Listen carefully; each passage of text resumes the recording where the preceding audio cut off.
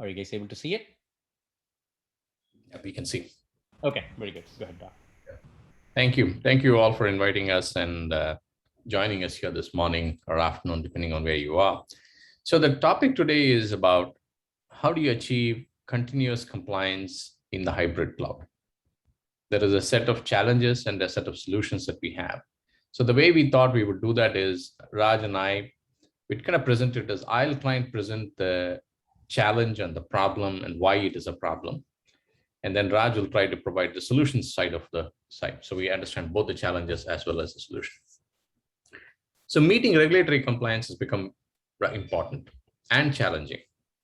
So the challenge now is the fact that there is no one regulator, but multiple regulators that impact your business depending on what industry you are, what region you are, and what else did you want to look at. So if you kind of look at this here, we have regulatory authorities in every region. North America has its own, UK has its own, and Europe, and so on and so forth. And they have their own documentation, expectation, and penalties for non-violation. So they do their own in that sense. And industry has its own set of standards. And depending upon the vertical that you are in, if you are processing credit cards, you have to do PCI. If you are in the healthcare, then you have to do HIPAA.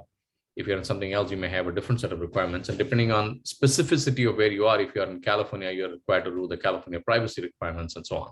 So this is a fairly large challenge. And not only is this a challenge, and Raj will tell you about some of the penalties that are likely to happen also, not just the fact that you have to meet them.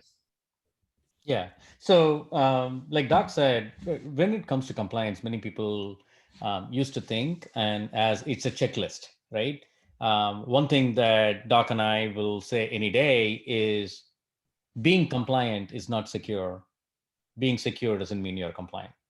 It's two sides of this coin, but we need to be clear about regulations that Doc talked about are requirements that have evolved as a view of risk. Like you see data breaches happening, attacks happening every day, the SolarWinds attack and so on, and then it becoming a policy like Biden's executive order, for example, or data breaches that become EU GDPR requirements. So many of the trends around attacks end up as regulatory requirements that reflect risk and what and more the environment is like a banking institution and a utility provider and so on, they need to stay up, then you need to think about what they need to do. The other part is also not doing it ends up as penalties. So for example, there's more of when we look at it, it's a staggering amount of like $321 billion that are fines paid by banks between 2009 and 2017. We're just picking like financial industry as an example here, but that itself is a reflection of amount spent if you don't meet it. At the same time, on the other side, if you have a data breach or a reputational risk and data is lost, there are losses like $700 billion or cost of a data breach. There's even a report that we published recently on that gets into that. So as you look at the cost of doing business and the risk, that's how customers, enterprises think about as a risk and then regulatory compliance. So that's kind of the context in terms of complexity and the business drivers to meet that. Okay, so if we kind of unpack the problem, we said we're trying to meet continuous compliance in the hybrid cloud. So we thought we would unpack it by breaking up each of those pieces. What do we mean when we talk about compliance, or what are the facets about compliance? Then we'll talk about what does it mean to be continuous. And then we'll talk about what are the challenges when we deal with the hybrid cloud in the same story. So let's talk about compliance itself. So if we look at compliance, the easy way of thinking about it is a 5-step process. Now, sometimes you'll hear more sub-steps under this, but it's a 5-step process. The first step is you have to know what policy you have to meet. So in the case of regulators, they'll give you the document and say, here, it's supposed to meet this. In the absence of that, the enterprise itself may create a standard and a document and say, here is a security policy that we have to. And most enterprises try to create a policy that is derived from the regulations that they are supposed to meet. So they don't have to separately meet HIPAA on one side and something else on the other side. So they can do them all together. So there is a policy definition. The second step is making a decision about how are you going to actually meet the policy. So we call it a policy scripting, as in this is the tools that I'm going to get. These are the standards that I'm going to use. However, that maybe you create a policy scripting. And then you orchestrate it, determining which component is going to do what portion of the policy. And the last portion is the policy enforcement. Now, policy enforcement is really when you configure your firewalls, is really when you do any of those things. And these are the enforcers of your policy. They make sure that they are doing it. And typically, if you look at it, a substantial amount of energy is spent on policy enforcement, acquiring the right technologies, configuring them correctly, deploying them correctly, and making them all happen. And the last step is the policy validation. And this is typically the most disliked piece, which is when the auditors show up, whether it's internal audit or external audit, and they come back and say, show me that you actually met the policy. And that's a validation about it. And so you start from a definition and you come back and say, through the validation, I can come back and prove that whatever I set out to do, I have actually achieved. So you go from definition to scripting to orchestration, and then you come back to this thing. So that's kind of conceptually what we need to meet. And the question is, what is a framework? What is a solution? And how do we kind of solve this particular problem? And Raj will lead us through some of that.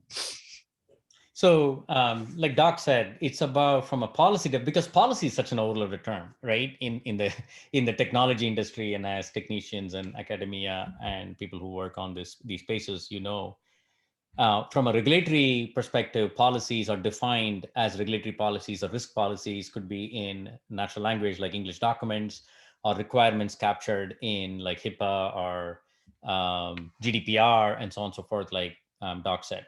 So think about it as three layers.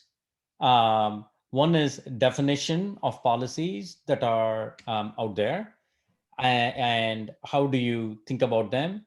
But ultimately, in order to validate and so on and so forth, when we think about this compliance space, from someone defining it and governing it, we need to start thinking about what does it mean all the way to implement it in technology, in systems, in cloud, and so on and so forth. So firstly, unpacking that from a requirement and a policy all the way to how do you implement in systems, if we kind of think about those layers. The top layer is about regulations. Let's say your data need to be protected. The next level is there is a notion of controls that many of you may know. So the controls are definitions of how someone need to implement them. There are control frameworks. Every company has a security control list. And especially in a standard space, NIST 853 is a control framework. It's a very standardized set, and that is very important. From that perspective, if you see that aspect, then NIST controls become important. And NIST control, one of the control will say secure communication, or right, SC, or AC is access control. So the different control set, then you peel the onion. So if we think of that part as to say, what does it mean? Then in that layering, you think about regulatory compliance and say one of them is about data protection and say key management or boundary protection.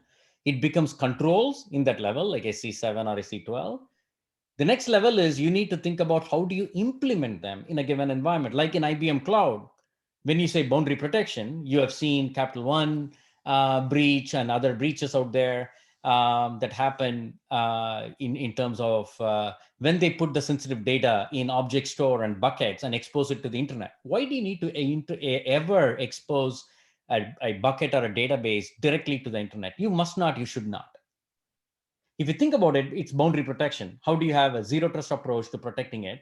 So you only enable in private endpoints, you only allow trusted connections, or allow listed connections there as an example. And also things like key management. How do you take how do you manage the keys and be prescriptive to say, what do you do with sensitive data or confidential data? Or to Doc's point, when auditors come in, they want to know who touched it, who created a bucket, what happened to it. So logging and monitoring. So those are illustrative cases. But the point is, talking about at a high level policy all the way to specific implementation, or what you can think of as configurations. These are how you configure a system. That's why the configuration becomes important. So all the way to configuration become important. And many of the cases from data breach report, we have seen misconfiguration have become a key issue. So one thing is to say, what do you need to meet? How do you configure it? and making sure you stay configured correctly. It's one thing to configure on day one, but on day 2 or day 10, you need to make sure you're configured correctly. That's where it goes to the next step to say, it's not a big deal. It's not just you do it right once. And after 6 months, when the regulators come in, you go and test it again. That has been the mentality. That is not sufficient. That is no longer sufficient. That is why we move to the next phase of not only being compliant, but being continuously compliant. What does it mean? Yeah. So continuous is kind of a slippery slope. It's easy to talk about continuous, and then the question is, what exactly does it mean to be continuous? So you have one notion of time, as in, if I were to do an external audit and I'm going to hire an auditor to come and do the work and so on, then I'm likely to do that once a year, which is typically what we are used to. Financial audits are done once a year, security audits are done once a year, other SOC 2 certifications are done once a year, and ISO certification is once in 3 years. So you do that at a fairly long interval and come back and say, this is what I have done, I verified it, and I have an external auditor who came and gave me a certificate to confirm that I've done it that way. But you can squeeze the time in and say, in addition to hiring an expensive external person, I will have an internal team that does frequent scrutinies. And so instead of doing it once a year or once in 18 months, you can probably come back and say, I can do it even monthly. So we check certain things at a monthly basis and verify it. You could go even further and say, if I have automated the whole step, if instead of a human trying to verify this, if I can automate some of the steps in it, especially for things that are operational controls, do you have a firewall installed? Have you made sure that the configurations do not allow storage to be accessed from the public internet?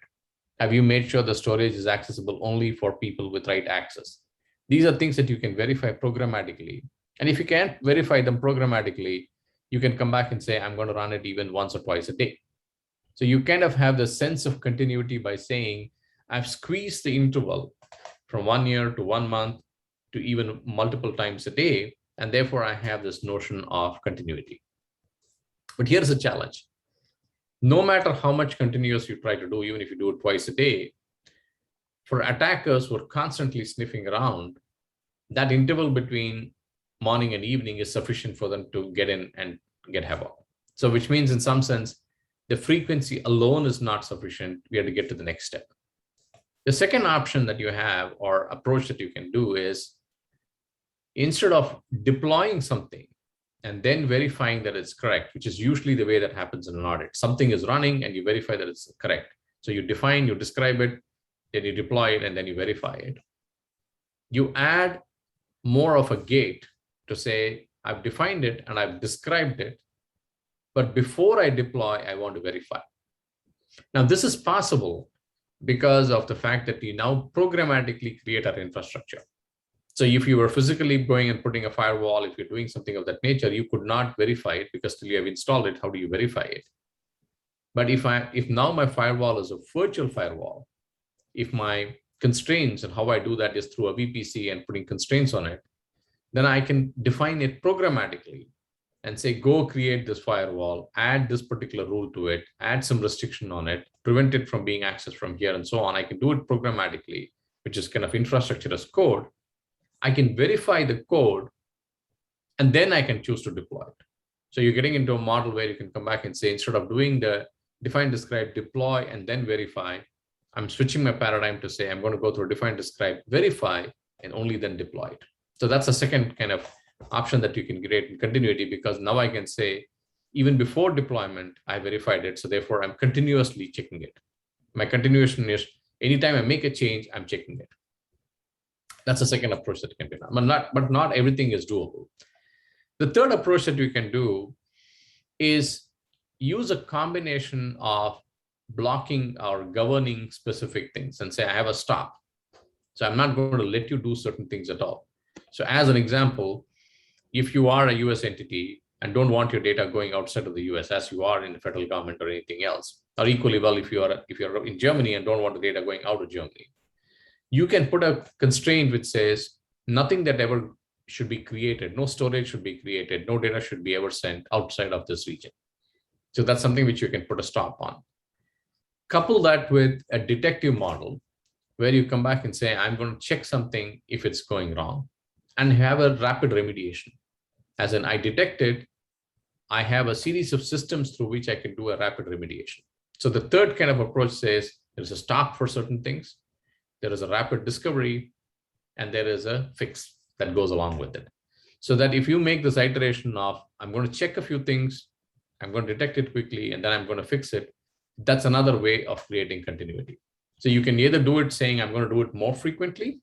That's one approach, which obviously fails after a particular point in time. The second approach, you say, if it can be verified even before deployment, conceptually, I can do it. That's even better. And the third one comes back and says, I'm going to do a judicious approach of stopping certain things and then checking and verifying and confirming it. So that's kind of the model that we can look at for what makes it more continuous as opposed to discrete. The question is, how do we solve this practically? That's right. So talking about practicality, the good news is there's a lot of work going on in the industry in terms of thinking, and what Doc, myself, and like at IBM with research, what we have been pushing the boundary is this notion of compliance as code.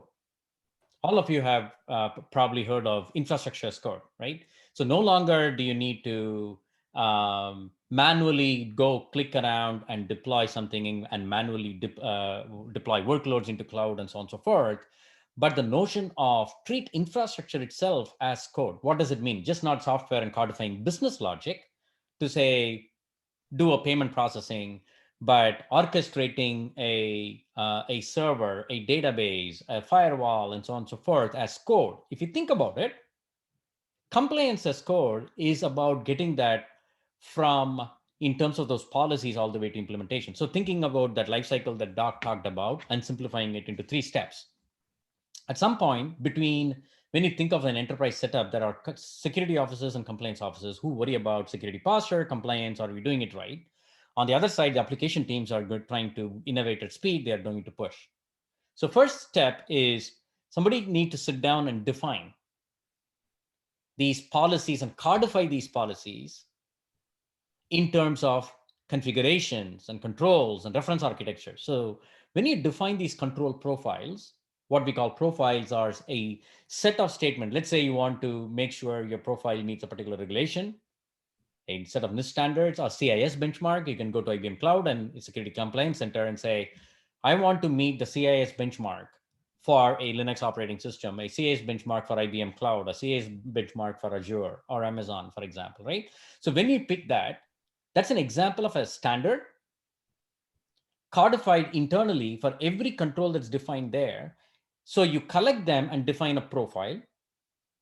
Then you define a workload pattern, a reference architecture to say, let me use Terraform as an orchestration mechanism, an automation mechanism to deploy in a cloud environment. When you do that, these are Terraform templates that says, put a VPC, have a database, make sure your security groups are set right. Let's make sure an OpenShift cluster is provisioned and so on and so forth. But when we think about wiring them together and exposing them to the other connecting services, that's the configuration that need to happen. Those configuration should be done adhering to these compliance requirements and policies. How do you do that? For example, if your policy says never put your sensitive data on the public cloud, you need to make sure your object store that's provisioned in the reference architecture is closed within a private endpoint, only allow listed, not open to the internet, right? So defining what your objectives are and what the reference architecture is one step. Now reusing that as code so that you can deploy them as part of your continuous integration, continuous deployment, CI/CD process in your DevOps, make that DevSecOps. So that not only you just take code, infrastructure as code and deploy them, but you infuse security and compliance into that. So you verify whether the configuration that you're going to deploy adheres to that policy. Like Doc was saying, verify and then deploy, right? So you can verify it. What we have done in IBM Cloud is we have actually infused this into an integrating Terraform. So we actually analyze Terraform templates. Typically, in the industry, you do scanning, you do open source scanning, source code scanning for dynamic testing, and so on and so forth. That's what is typically thought of as application security in the old world, right? In the web world. In the cloud world, given the automation and DevSecOps, we are going further. Not only we do vulnerability assessment of code, but we actually do configuration, compliance, and vulnerability assessment of infrastructure as code. That is why you have end up with compliance as code, so that now the signal will stop or proceed, or you can look to someone to approve, right? Think of those steps that can be codified. So adhering to those controls and compliance requirements at deployment time become important. We have codified them in our tool chain, what's called IBM Cloud continuous delivery, what we call cloud risk analyzer. But the point is, at that step, there is intelligence working with our research team that we have built in, where we analyze these Terraform config to match against the profile that you defined earlier. Okay, now you define, you deploy. That's day one. Now, when you deploy, in day two, you need to continuously monitor them, to Doc's point. The frequency of monitoring, the time temporal constraint on that. You need to monitor. You can say, hey, this is so important, my sensitive data, scan it every hour. You can set a validation scan for that environment every hour. For controls like, is my object store encrypted? Is it using the right key? Is it exposed to the internet? Is logging enabled, etc.? You never want to deviate at any point in time, both from a compliance perspective and risk perspective. Therefore, you continuously validate it. Every hour you scan it. There are going to be controls, like whether a person has done a background check, whether the gates are in this, the cameras are particular pixel size in the data centers. Those, you are not going to do it every hour. You may do it every 3 months or 6 months. And so there are operational controls that you may do less frequently, but technical controls you need to and you can do continuously. So, and that we have baked in with the technology that as Doc was introduced as Panugo that he had built, and we have now integrated into IBM Cloud, the ability to make it real. You can actually do the policy validation in the lifecycle that Doc talked about in a continuous manner as part of it. The profiles can be defined, developers can codify them and verify them as part of CI/CD, and monitor them by the operational teams and security teams in a continuous manner. So this helps to actually realize compliance as code when we look at it. So we kind of looked at what are the questions that we have on compliance and what does it mean to do continuous. Now the thing is, what is the additional complexity that comes up because we're dealing with a hybrid cloud? And where there, therefore, how should our whole approach to compliance change because of this hybrid cloud? Let's look at that option. So once you get to the hybrid cloud, one of the things that you have is it's not a single technology anymore. If you are just running it with an enterprise, chances are you are standardized on some set of technologies. But here you end up with multiple technologies, especially if you have something running in the cloud, something running on premise, and maybe something running on multiple clouds. So there are different technologies, and therefore the same control that you want is manifested or implemented in multiple ways in different technologies. So you can take a simple thing like, my data at rest should be encrypted. This is a requirement. Great. If you go to a technology, you can come back and say, within my application, I connect to an HSM, I have keys there, I encrypt the data, and then I store it into this. That's why my data is secure. In another environment, in a database, you may come back and say, I don't have to do all that work. I turn on a switch in the database and that works.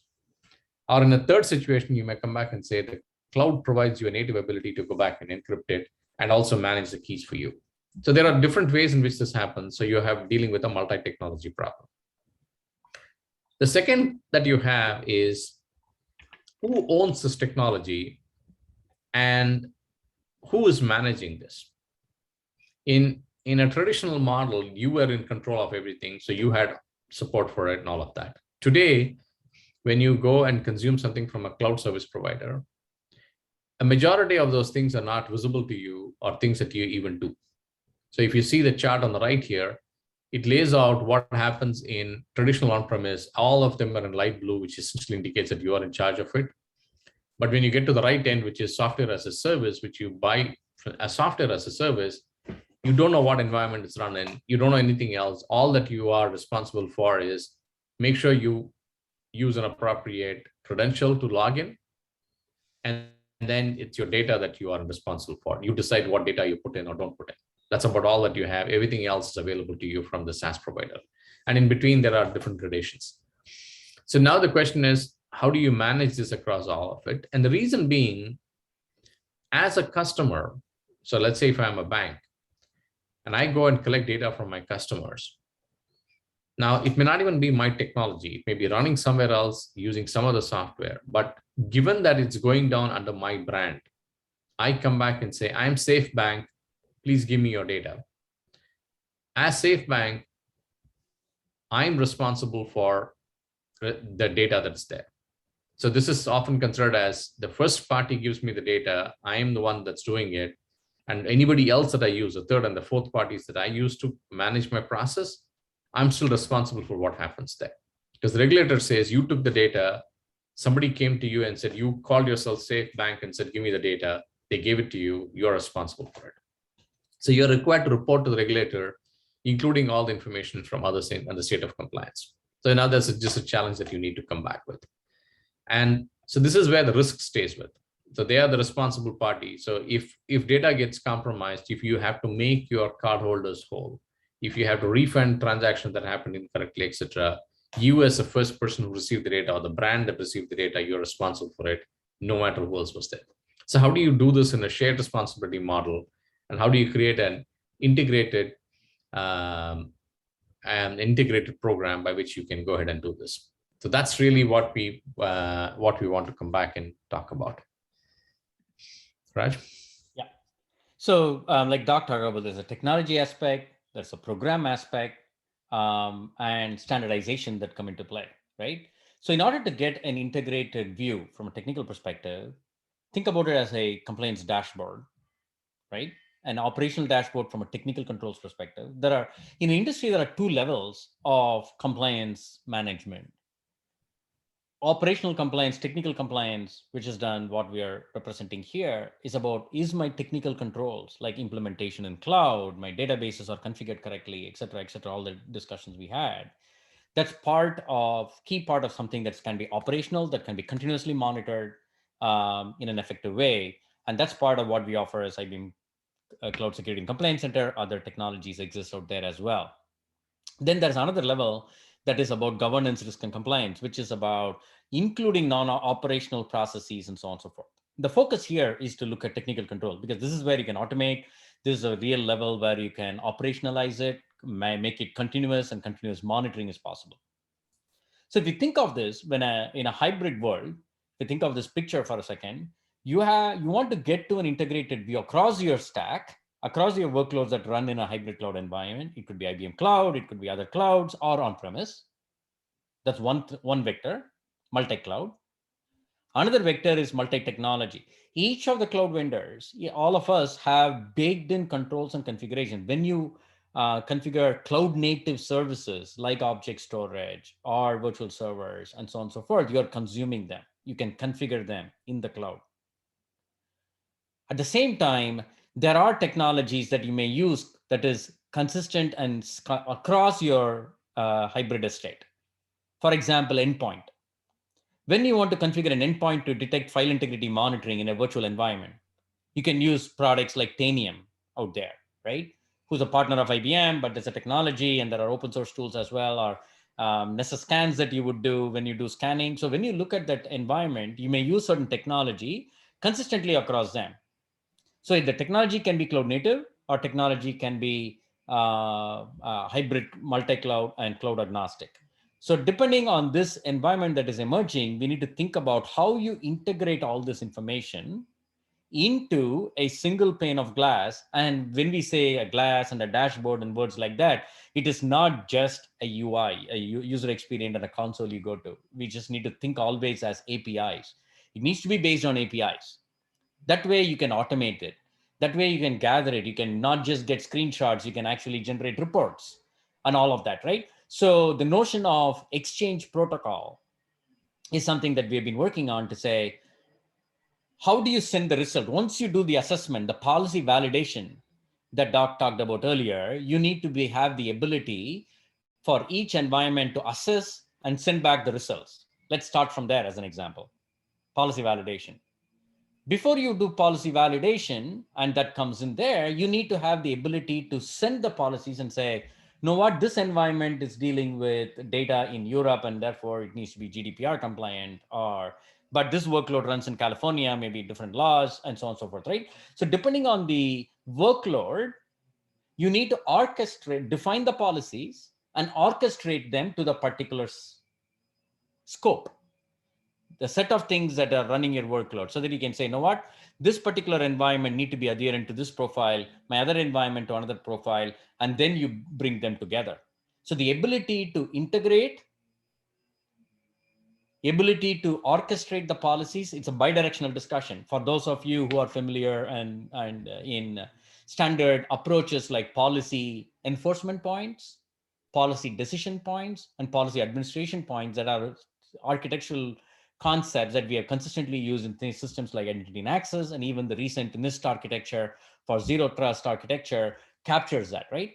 This is taking the next step. Think of it as policy validation points and bring them together, and then the policy orchestration that Doc talked about. And these examples, more and more we do standards, it's important, because if you just have every cloud provider and every technology provider do their own thing, it's a nightmare.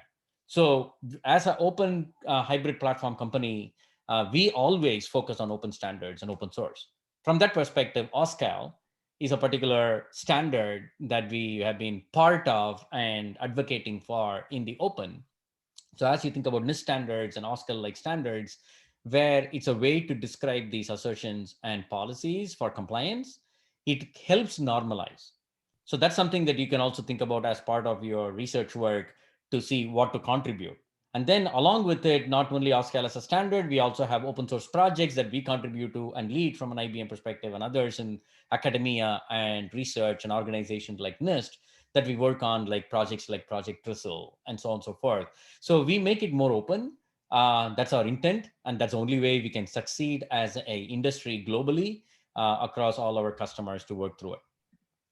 And one kind of double clicking on one of them, if you think of that operational dashboard and say, how am I doing it? You need to have a single pane of glass to automate your security and compliance posture.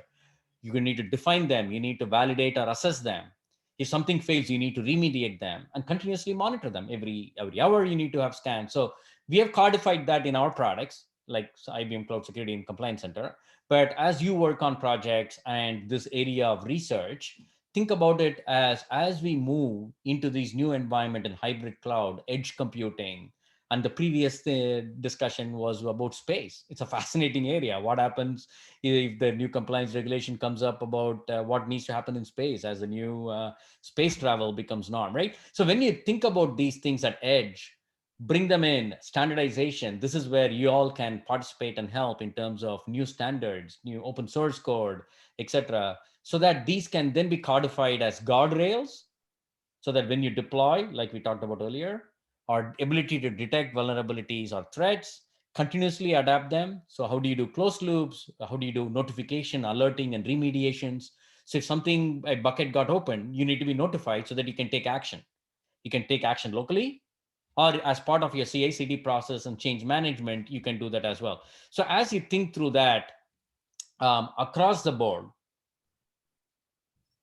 the key things that we communicated here: compliance is important, security is important. Being compliant doesn't mean secure, but risk is now increasingly codified. That's why ever changing global regulations and compliance became important. In that context, when you think about compliance, think about all the way from policies to specific implementation, prescriptive implementation that you can do in a particular environment, be it a database, be it a server, be it a middleware or SaaS. Do it continuously in terms of a function, from time, validate frequently, continuously monitor it. Is it detective control, preventive control, or remediatory control? What's the process like? Importantly, infuse it into your DevSecOps. And third, take it and think through as an integrated compliance posture as you work through in a hybrid cloud environment across on-premise and public clouds as you bring these things together. With that, Doc, back to you and for any final comments